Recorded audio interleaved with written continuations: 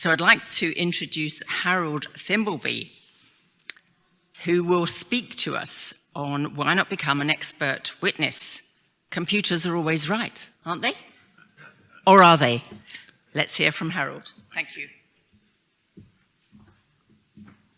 Well, thank you for that introduction. When Gavin earlier talked about believing science as a problem that we have to face, getting people to believe science, I have a problem getting people to believe in computer science. People go around saying, children can program. And my response is, well, children can do brain surgery, but it's not going to be very successful.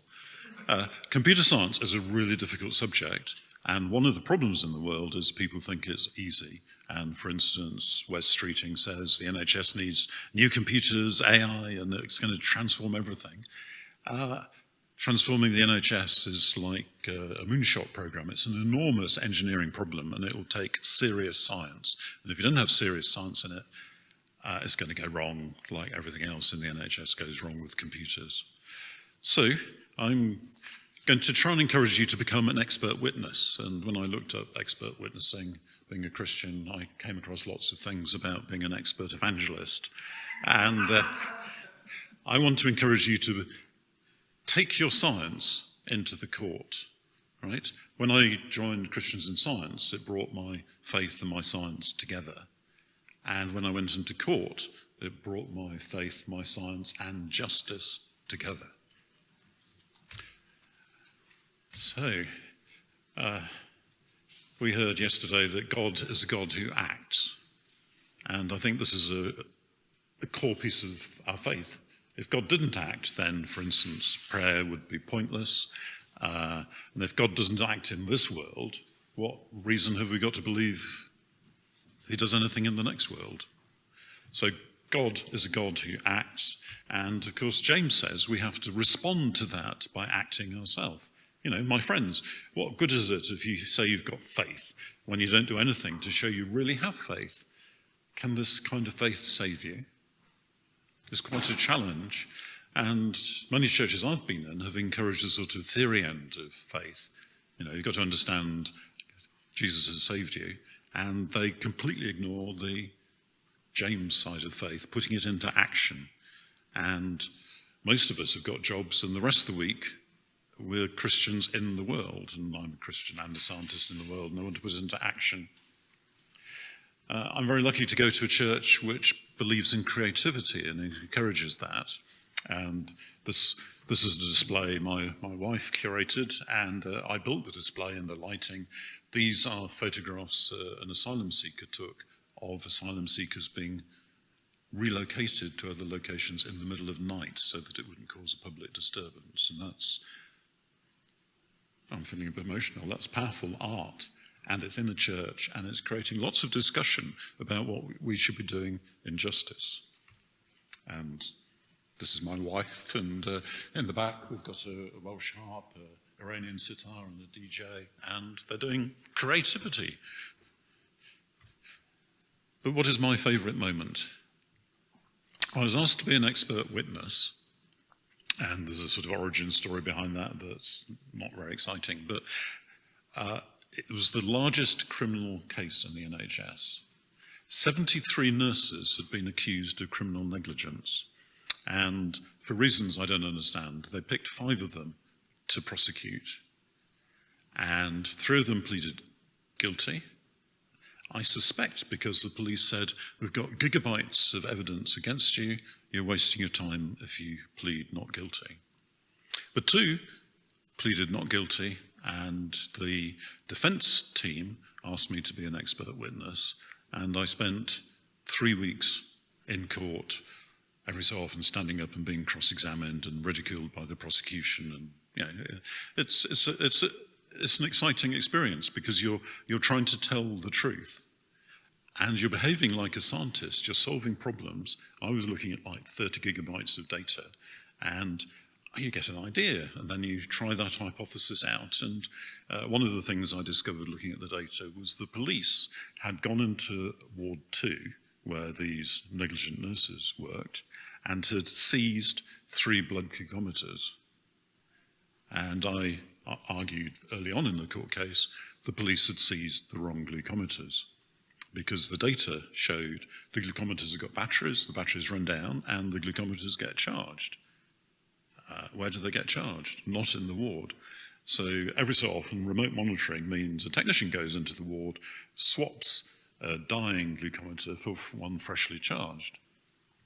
Okay, so I could show that with the data I got, and that meant the police evidence based on some of the glucometers they'd seized, which showed that the nurses hadn't done anything over the relevant time, weren't even in the ward at the relevant time, which is why those glucometer evidence was not relevant to the case, but the prosecution thought it confirmed these nurses hadn't been doing their job.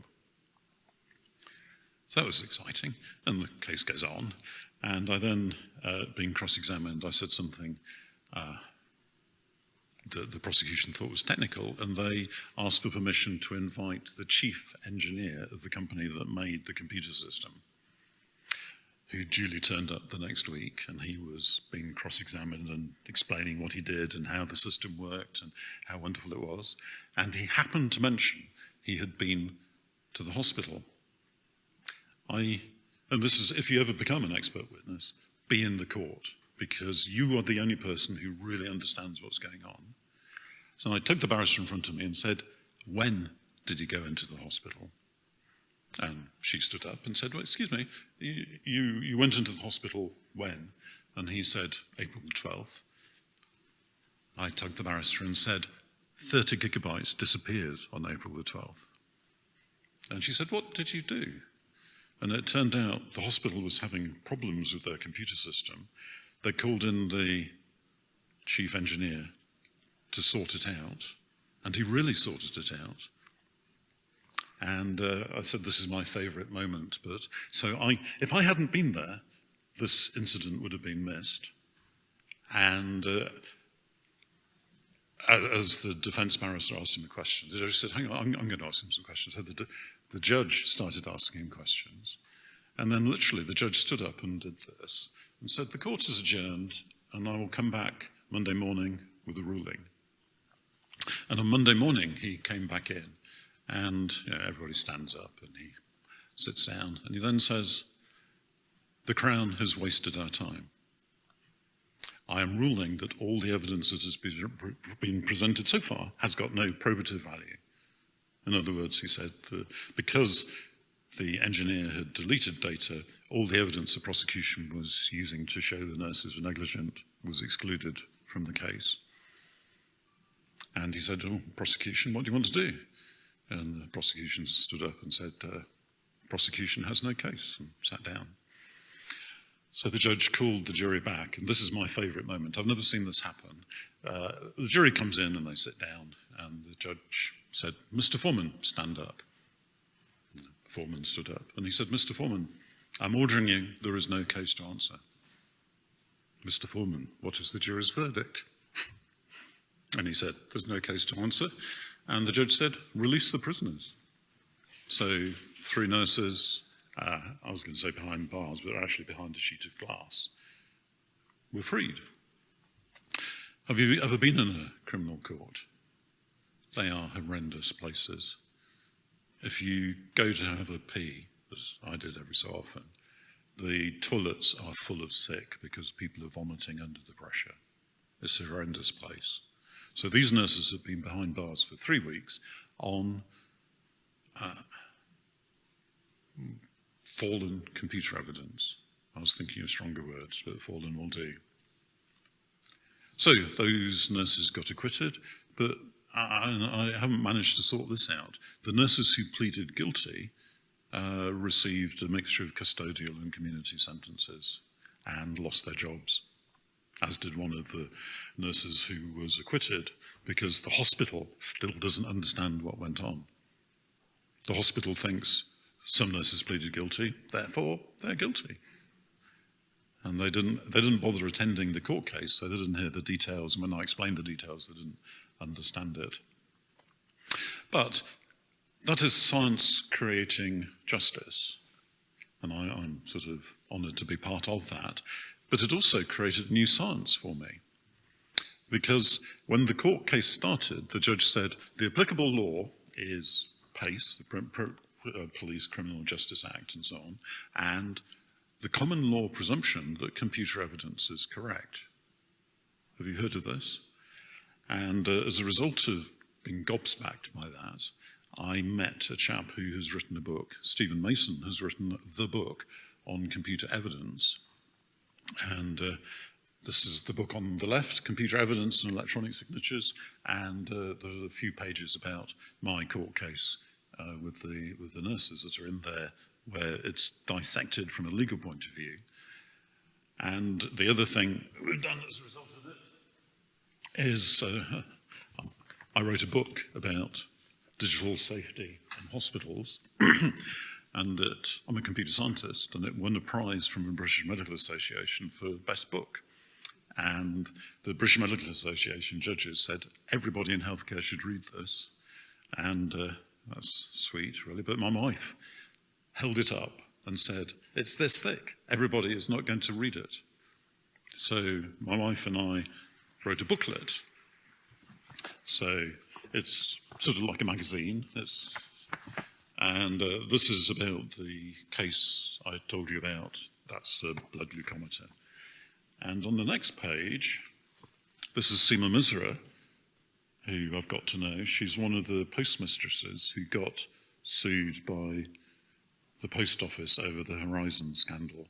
About 1,000 postmistresses were prosecuted. Some of them never reached court because they settled out of court, and some of them went to prison, some of them committed suicide, some of them got divorced, some of them had people throw stuff through their houses, and they had to emigrate. It's horrendous, and it is a parallel story to the NHS case. In my NHS case, you haven't heard of it because it was only 73 nurses, but the Post Office Horizon case has got thousands, and the Post Office is still prosecuting. It's just unbelievable.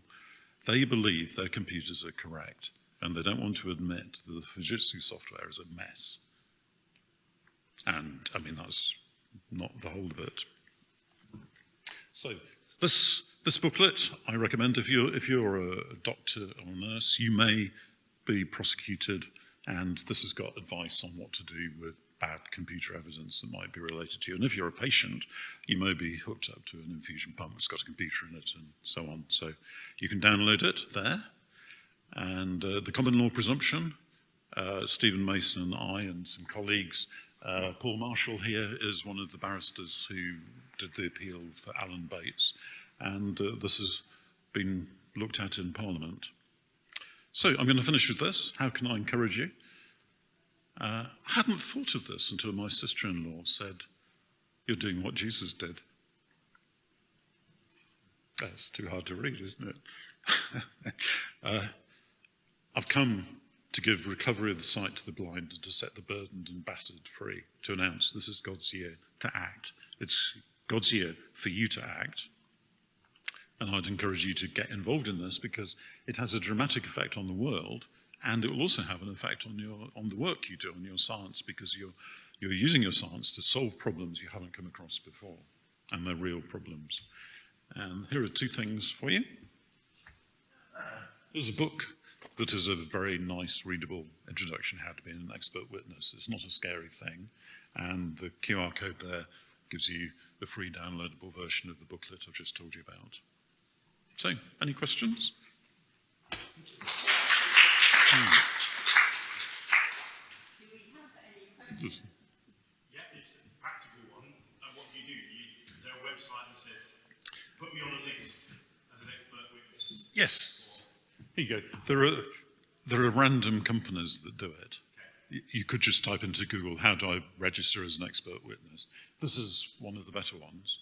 And once you're in there, you say, these are my skills. And when a lawyer wants an expert witness, they type in, I need a physicist or something, and they will find you or whoever. Do we have some other questions for Harold? It's quite a diverse and wide subject. Sorry.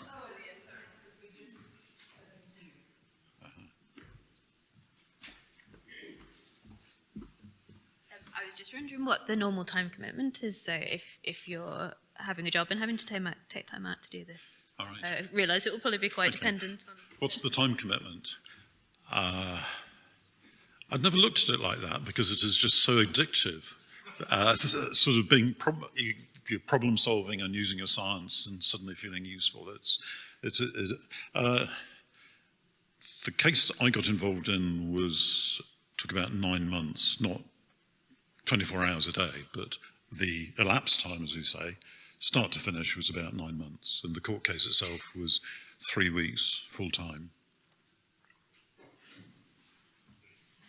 Oh, I would like to add one more thing about getting involved. A lot of expert witnesses just write a report and say goodbye, and they get paid, £10,000 or whatever.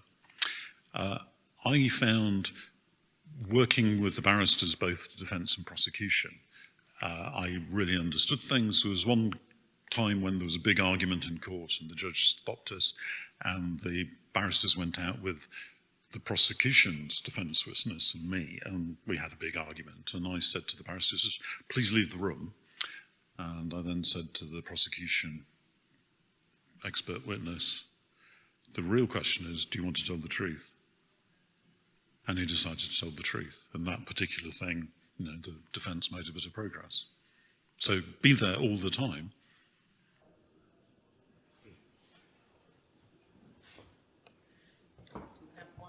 Brief question for Harold before we move on to our next speaker. Well, I'd just like to say thank you very much, Harold. I think you've given us a huge amount of food for thought. Please show your appreciation.